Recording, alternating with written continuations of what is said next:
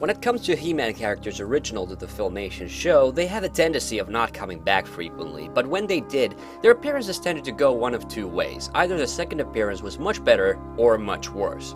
Those of you who watched the Bad Episodes video of last year's He-Man reviews will probably remember the episode Starchild. I noted that while it was a nice and different type of episode, where there were no villains and the tension was between the cave and tree people who wanted to watch over the Starchild, the execution was so bad that it ruined what could have been a really good episode. Therefore, I was a little skeptical at first whether the Starchild's return appearance would be at all good.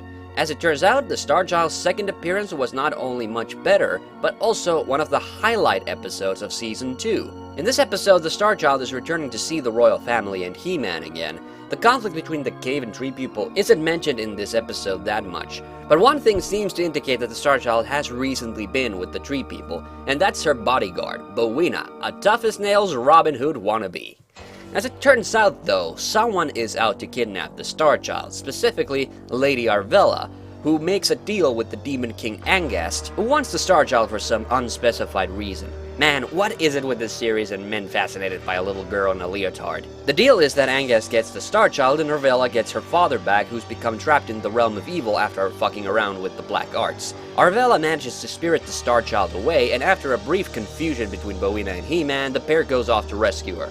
Arvella presents the Starchild to Angast, just as He-Man and Bowina bust in and the lot get transported to the realm of evil. Arvella is reunited with her father, and together the heroes fight off Angast's minions to escape to a temple. There they try to use the Starchild's powers to reopen the gateway between Eternia and the realm of evil. Bowina and He-Man fight off Angast's men, while Arvella's father instructs Arvella and the Starchild to combine their powers. The heroes escape at the nick of time. He-Man destroys the temple to keep Angast's men from getting through the portal, and the Starchild seems surprisingly untraumatized by the whole experience, even forgiving Arvella. The Bargain with Evil is definitely a more traditional He-Man episode than the one where Starchild was first introduced, but it does have some novel elements about it. For one, there's the Angast, the Demon King, who makes for a nice change of villains instead of just having Skeletor be the bad guy. He's also just way too well animated considering he doesn't actually get to do a whole lot throughout the episode. Then there's Arvella, the sorceress who wants to rescue her father. She's really a thought-provoking character, someone who's grown so desperate to get her father back that she actually resorts to kidnapping a child to get him back. She's probably one of the most ambiguous female characters in the series because although what she's doing is clearly wrong, you really can't help but empathize with her. If this was any other series, I'm sure she wouldn't have gotten such a happy ending as in this episode.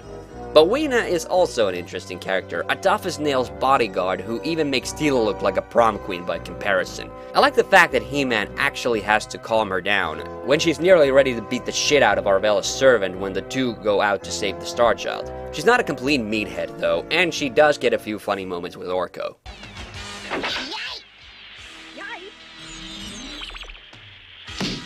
Then there's the Starchild herself. She doesn't get to show off her magic powers as much in this episode, but she's still just as adorable and likable as before.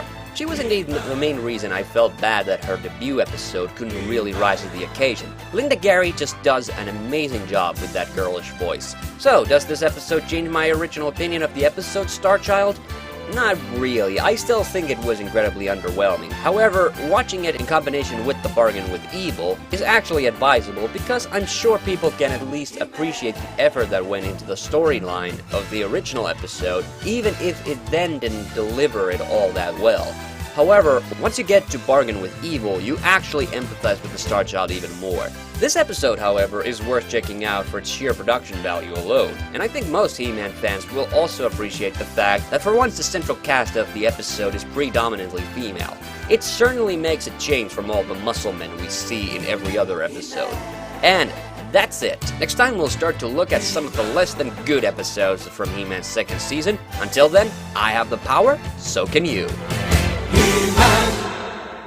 Hey, wanna help me decide what to do for the final video of the He-Man Season 2 reviews? Why not join the forums at itstelltime.net. You can also discuss movies, TV, anime, video games, and much more. See you all on the next one.